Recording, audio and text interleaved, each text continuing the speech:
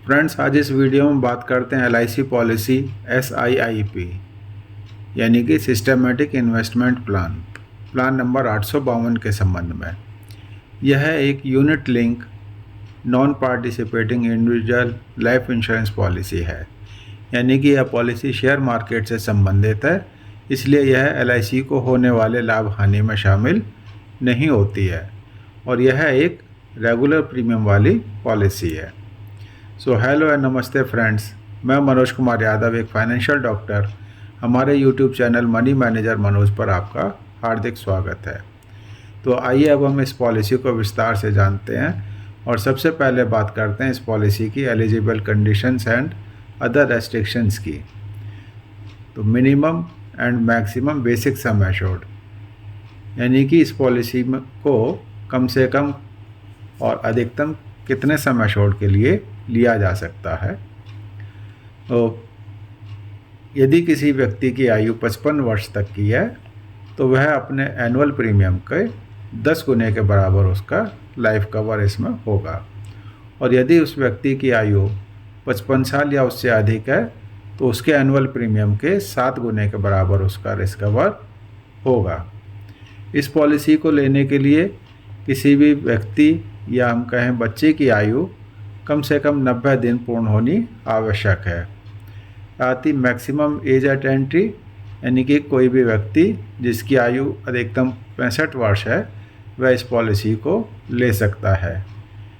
Minimum maturity as 18 साल पूर्ण होनी चाहिए और मैक्सिमम मैच्योरिटी एज 85 साल हो सकती है। पॉलिसी टर्म की बात करें तो इस पॉलिसी की कम से कम 10 साल और अधिकतम 25 साल की टर्म होगी। प्रीमियम पेइंग टर्म, यानी कि जो पॉलिसी टर्म होगी वही इस पॉलिसी में प्रीमियम पेइंग टर्म होगी। बात करते हैं पॉलिसी प्रीमियम्स की। तो यह पॉलिसी रेगुलर प्रीमियम वाली पॉलिसी है, तो इसका premium yearly, half yearly, quarterly या मंथली मोड में दिया जा सकता है, और मंथली मोड जो है केवल NACH के माध्यम से ही संभव होगा। यदि ये पॉलिसी ईयरली मोड में ली जाती है तो कम से कम 40,000 रुपये सालाना प्रीमियम होगा। हाफ ईयरली मोड में ली जाती है तो कम से कम 22,000 रुपये छमाही। क्वार्टरली मोड में पॉलिसी कम से कम 12,000 रुपये क्वार्टरली, और यदि मंथली NACH के माध्यम से पॉलिसी ली जाती है तो कम से कम 4,000 रुपये प्रति माह इसका प्रीमियम होगा, और अधिकतम प्रीमियम की कोई भी लिमिट नहीं है। अब बात करते हैं इस पॉलिसी में उपलब्ध फंड्स की, यानी कि इस पॉलिसी के प्रीमियम का पैसा कहाँ इन्वेस्ट किया जाएगा, किस तरह के इसमें फ़ंड हैं, तो उनके संबंध में। तो इसमें 4 तरह के फ़ंड हैं। सबसे पहले है बॉन्ड फंड। बॉन्ड फंड का पैसा कम से कम 60% जो है गवर्नमेंट सिक्योरिटीज़ में इन्वेस्ट किया जाएगा, और मनी मार्केट में ज़्यादा से ज़्यादा 40% तक पैसा इन्वेस्ट किया जा सकता है। शेयर मार्केट में इस फंड का कोई भी पैसा इन्वेस्ट नहीं किया जाएगा, इसलिए इस फंड का रिस्क बहुत ही कम होता है। सेकंड आ जाता है सिक्योर्ड फंड। तो सिक्योर्ड फंड में 45% से लेकर के 85% तक पैसा गवर्नमेंट सिक्योरिटीज़ में इन्वेस्ट किया जा सकता है। मनी मार्केट में जो है पैसा 40% से ज़्यादा किसी भी हाल में इन्वेस्ट नहीं किया जाएगा। वहीं इक्विटी में, यानी कि शेयर्स में कम से कम 15% और अधिकतम 55% तक इस फंड का पैसा इन्वेस्ट किया जा सकता है। तो इसलिए इस फंड में lower to medium risk cover रहेगा। तीसरा है इसमें बैलेंस फंड।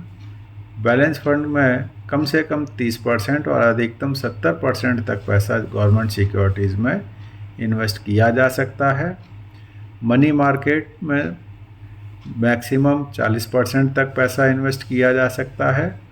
वहीं शेयर मार्केट में 30% से लेकर के 70% तक पैसा इस फंड का इन्वेस्ट किया जा सकता है, इसलिए इस फंड में रिस्क मीडियम रहेगा। इसमें ग्रोथ फंड ग्रोथ फंड में 20% से लेकर 60% तक पैसा गवर्नमेंट सिक्योरिटीज़ में इन्वेस्ट किया जाएगा। मनी मार्केट में मैक्सिमम 40% तक पैसा इन्वेस्ट किया जा सकता है और शेयर्स में कम से कम 40% और अधिकतम 80% तक पैसा इन्वेस्ट किया जा सकता है। इसलिए इस फंड में रिस्क हाई रहेगा। अब बात करते हैं बेनिफिट्स इस पॉलिसी के।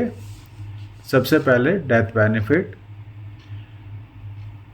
On death before the date of commencement of risk, यानी कि यदि यह पॉलिसी किसी बच्चे के नाम से ली जाती है तो चूँकि इस पॉलिसी में बच्चे का रिस्क कवर पॉलिसी लेने के 2 साल बाद या उसकी आयु जब 8 वर्ष पूर्ण हो जाएगी उसके बाद शुरू होता है। तो अगर बच्चे का रिस्क कवर शुरू होने से पहले ही उसकी डेथ हो जाती है तो उस दशा में फंड वैल्यू का भुगतान नॉमिनी को किया जाएगा। और यदि रिस्क कवर स्टार्ट होने के बाद में पॉलिसी धारक की डेथ होती है तो उस स्थिति में 3 बातों का ध्यान रखा जाएगा और उनमें तीनों में से जो भी अधिकतम राशि होगी उसका भुगतान नॉमिनी को किया जाएगा। सबसे पहले बेसिक सम एश्योर्ड, और उस बेसिक सम एश्योर्ड में से यदि बीमा धारक ने पिछले 2 वर्ष में कोई भी पार्शियल विड्रॉल किए हैं तो उस राशि को घटा दिया जाएगा और शेष बची धनराशि का भुगतान किया जाएगा। Second, fund value. और तीसरा आ जाता है कि बीमा धारक द्वारा डेथ की तिथि तक भुगतान किए गए प्रीमियम का 105%, और उसमें से यदि पिछले 2 वर्ष में कोई भी पार्शियल विड्रॉल किए गए हैं तो उनको घटा दिया जाएगा। तो इन तीनों में से जो में भी धनराशि अधिक बनेगी उसका भुगतान नॉमिनी को किया जाएगा। Second, maturity benefit. तो मैच्योरिटी के समय पर इस पॉलिसी में बीमा धारक को फंड वैल्यू का भुगतान किया जाता है।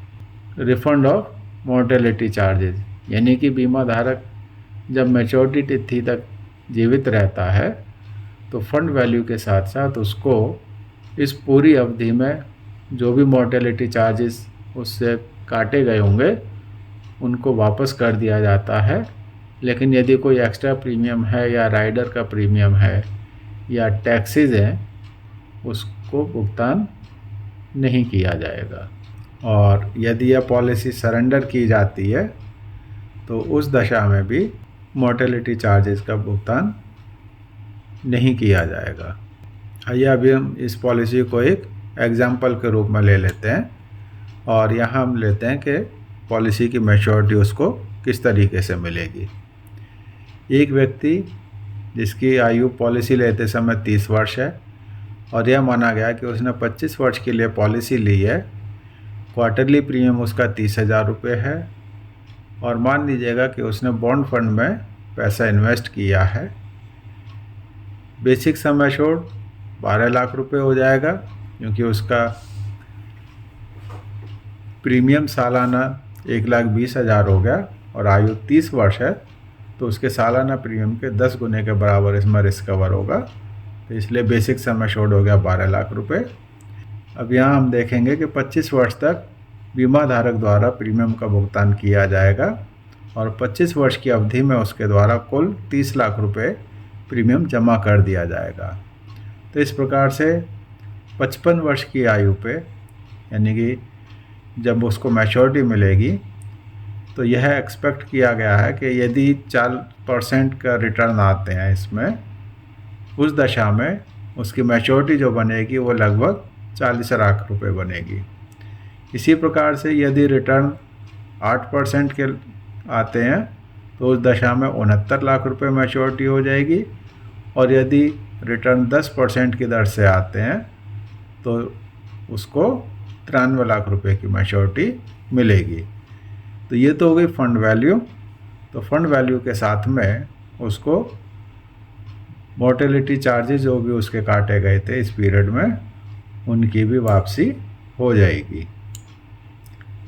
आइए अब हम इसको एक दूसरे एग्जाम्पल में देख लेते हैं कि यदि बीमा अवधि के दौरान बीमा धारक की डेथ हो जाती है तो उस दशा में नॉमिनी को क्या मिलेगा। तो यहाँ भी यही लिया गया है कि बीमा पॉलिसी लेते समय बीमा धारक की आयु 30 वर्ष है, 25 वर्ष के लिए वह पॉलिसी लेता है, क्वार्टरली प्रीमियम 30,000 रुपये है, बॉन्ड फंड में उसने इन्वेस्ट किया है और बेसिक सम एश्योर्ड उसका 12 लाख रुपए है। अब यहाँ यह माना गया कि पॉलिसी लेने के 15 वर्ष बाद यदि बीमा धारक की डेथ हो जाती है तो इस 15 वर्ष की अवधि में बीमा धारक द्वारा कुल 18 लाख रुपए का प्रीमियम जमा कर दिया जाएगा और जब 15 वर्ष बाद उसकी डेथ हो गई तो पॉलिसी ये वहीं बंद हो जाएगी और उस दशा में यदि 4% की दर से रिटर्न इसमें आया होगा तब करीब 20,82,000 रुपये का भुगतान LIC द्वारा नॉमिनी को किया जाएगा। यदि 8% की दर से रिटर्न आया होगा तो उस दशा में करीब 28,43,000 रुपये और यदि 10% की दर से रिटर्न इसमें बन रहा होगा तो यह डेथ क्लेम करीब 33,50,000 रुपये का होगा। यह सब कुछ फंड की परफॉर्मेंस पे डिपेंड करेगा। अब बात करते हैं इस पॉलिसी के अदर फीचर्स की। तो सबसे पहले आ जाता है गारंटीड एडिशंस, यानी कि इस पॉलिसी में बीमा धारक को पॉलिसी लेने के हर कुछ वर्ष के बाद में गारंटीड एडिशन के रूप में एक अतिरिक्त धनराशि उसके फंड में जुड़ती चली जाती है और यह पॉलिसी लेने के 6 वर्ष पूर्ण होने के पश्चात उसके एनुअल प्रीमियम के 5% की धनराशि से यूनिट जुड़ जाएंगे। इसी प्रकार पॉलिसी लेने के 10 वर्ष पश्चात एनुअल प्रीमियम के 10%, 15 वर्ष पश्चात एनुअल प्रीमियम के 15%, 20 वर्ष पश्चात एनुअल प्रीमियम के 20% के बराबर और 25 वर्ष पूर्ण होने पर यानी कि मैच्योरिटी की तिथि पर उसको एनुअल प्रीमियम के 25% के बराबर अतिरिक्त यूनिट उसमें जुड़ जाएंगे और उनका भुगतान मैच्योरिटी के समय पर या इस बीच में यदि बीमा धारक की डेथ हो जाती है तो उस दशा में डेथ क्लेम के रूप में भी इनका भुगतान किया जाएगा। इसी के साथ इस पॉलिसी में उपलब्ध अदर बेनिफिट्स, सबसे पहले आ जाता है राइडर्स। तो इस पॉलिसी में linked accidental death benefit rider optional है, यानी कि बीमा धारक पॉलिसी लेते समय या पॉलिसी लेने के पश्चात किसी भी पॉलिसी एनिवर्सरी पर इस राइडर को अपनी पॉलिसी में एक अतिरिक्त प्रीमियम दे करके जुड़वा सकता है। पार्शियल विड्रॉल्स, इसी प्रकार से इस पॉलिसी में यह बेनिफिट है कि बीमा धारक को यदि पॉलिसी अवधि में कभी पैसों की ज़रूरत पड़ती है तो वह पार्शियल विड्रॉल इस पॉलिसी में कर सकता है और यह पार्शियल विड्रॉल पॉलिसी लेने के कम से कम 5 वर्ष पश्चात ही किया जा सकता है और इसकी भी कुछ कंडीशंस हैं, यानी कि 6ठे वर्ष से लेकर के 10वें वर्ष तक वह उस समय पर जो भी उसके टोटल फंड यूनिट होंगे उसके 20% के बराबर तक ही पार्शियल विड्रॉल कर सकता है। इसी प्रकार से 11वें वर्ष से लेकर के 15वें वर्ष तक टोटल फंड के 25% के बराबर, 16वें वर्ष से लेकर के 20वें वर्ष तक टोटल फंड के 30% के बराबर और 21वें से लेकर के 25वें वर्ष के अवधि में टोटल फंड के 35% के बराबर वह पार्शियल विड्रॉल कर सकता है। लेकिन यहाँ भी यह ध्यान देने योग्य होगा कि पार्शियल विड्रॉल के पश्चात जो है उसका वहाँ पर कम से कम 3 सालाना प्रीमियम के बराबर बैलेंस बचा होना चाहिए। अब बात करते हैं स्विचिंग की, यानी कि जैसा कि इस इस पॉलिसी में 4 तरह के फंड हैं, तो बीमा धारक को यह सुविधा उपलब्ध है कि वह एक फंड से दूसरे फंड में कभी भी स्विच कर सकता है, और ऐसा वह एक पॉलिसी ईयर में 4 बार फ्री ऑफ कॉस्ट कर सकता है, और 4 बार से अधिक यदि वह करता है एक फंड से दूसरे फंड में स्विच, तो उसके लिए उसको चार्जेस देने पड़ेंगे। बात करते हैं सेटलमेंट ऑप्शन की, यानी कि इस पॉलिसी में बीमा धारक को यह सुविधा भी उपलब्ध है कि वह इस ऑप्शन का प्रयोग कर सकता है। इस ऑप्शन के अंतर्गत यदि बीमा धारक की डेथ हो जाती है तो उसके नॉमिनी को अधिकतम 5 वर्ष की अवधि में डेथ क्लेम का भुगतान किया जा सकता है। अब बात करते हैं चार्जेस की, और इस पॉलिसी में कुछ चार्जेस भी हैं जो इस प्रकार से हैं। सबसे पहले प्रीमियम एलोकेशन चार्जेस, फिर आता है mortality charges, accident benefit charges, यानी कि अगर उसने यह राइडर लिया है तो इस राइडर के चार्जेस, फिर आ जाते हैं अदर चार्जेस। अदर चार्जेस में fund management charges, switching charges, partial withdrawal charges, discontinue charges, tax charges, यानी कि गवर्नमेंट द्वारा लगाए गए tax, miscellaneous charges, right to revise charges, यानी कि LIC के पास में यह राइट होगा कि वह कभी भी इन चार्जेस को रिवाइज कर सकती है, यानी कि कम या ज़्यादा भी कर सकती है। लेकिन मोर्टेलिटी चार्जेस और एक्सीडेंट बेनिफिट चार्जेस में किसी भी तरह का कोई बदलाव LIC के द्वारा नहीं किया जा सकता। इस पॉलिसी के अदर फीचर्स, यानी कि ग्रेस पीरियड्स, सबसे पहले तो अन्य पॉलिसी की तरह से इस पॉलिसी में भी बीमा धारक को देय तिथि के पश्चात कुछ अवधि का ग्रेस दिया जाता है, और यदि उसका प्रीमियम ईयरली, हाफ ईयरली या क्वार्टरली मोड में है तो 30 दिन का ग्रेस पीरियड मिलता है, और यदि मंथली मोड पर पॉलिसी है तो उस दशा में 15 दिन का ग्रेस पीरियड दिया जाता है। इस ग्रेस पीरियड से मतलब है कि देय तिथि के पश्चात यदि इस ग्रेस पीरियड में बीमा धारक के साथ में कोई दुर्घटना हो जाती है तो भी उसका रिस्क कवर इसमें बना रहता है, और यह पॉलिसी चालू मानी जाती है। और यदि बीमा धारक इस ग्रेस पीरियड में भी अपना प्रीमियम पेमेंट नहीं कर पाता है तो यह पॉलिसी लैप्स हो जाती है और उसमें उसका रिस्क कवर नहीं रह जाता है। रिवाइवल, यानी कि इस पॉलिसी में यदि बीमा धारक द्वारा ग्रेस पीरियड की अवधि में भी अपने प्रीमियम का भुगतान नहीं किया जाता है तो ऐसी पॉलिसी लैप्स हो जाती है, और ऐसी लैप्स पॉलिसी को फर्स्ट अनपेड प्रीमियम की देय तिथि से 3 वर्ष की अवधि के अंदर अंदर वह बीमा धारक कभी भी चालू करवा सकता है। टॉपअप, इस पॉलिसी में किसी भी प्रकार के टॉपअप की कोई फैसिलिटी नहीं है। लोन, क्योंकि यह एक यूलिप प्लान है और इसमें पार्शियल विड्रॉल की फैसिलिटी बीमा धारक को दी गई है, इसलिए यहाँ लोन की भी कोई सुविधा नहीं होती। सरेंडर, इस पॉलिसी को पॉलिसी लेने के पश्चात कभी भी सरेंडर किया जा सकता है, लेकिन इसका लॉक इन पीरियड 5 वर्ष का होता है।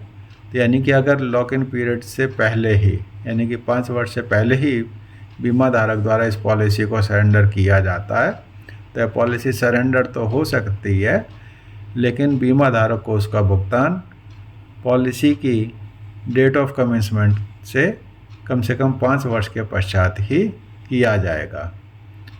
और यदि बीमा धारक पॉलिसी लेने के 5 वर्ष के पश्चात इस पॉलिसी को सरेंडर करता है तो उस दशा में सरेंडर के समय ही उसको भुगतान कर दिया जाएगा। वैसे फ्रेंड्स, कभी भी ये पॉलिसी आपको सरेंडर नहीं करनी चाहिए और इसको हमेशा रेगुलर ही रखना चाहिए। फ्रेंड्स, इस पॉलिसी को लेने के लिए आप इस वीडियो को भेजने वाले LIC एजेंट साथी या अपने किसी भी LIC एजेंट साथी को कॉल करके पॉलिसी ले सकते हैं। और यह पॉलिसी विशेष रूप से उन व्यक्तियों के लिए बहुत अच्छी है जो शेयर मार्केट से संबंधित कुछ जानकारी रखते हैं और उसके उतार चढ़ाव से डरते नहीं हैं और एक अच्छा रिटर्न लेने की उम्मीद रखते हैं। फ्रेंड्स, यदि आपको हमारा यह वीडियो पसंद आया हो तो इसको लाइक, सब्सक्राइब और शेयर करना ना भूलें और साथ ही बेल आइकॉन भी ज़रूर दबाएं, जिससे कि हमारे आने वाले हर वीडियो की जानकारी आपको समय से मिलती रहे। धन्यवाद।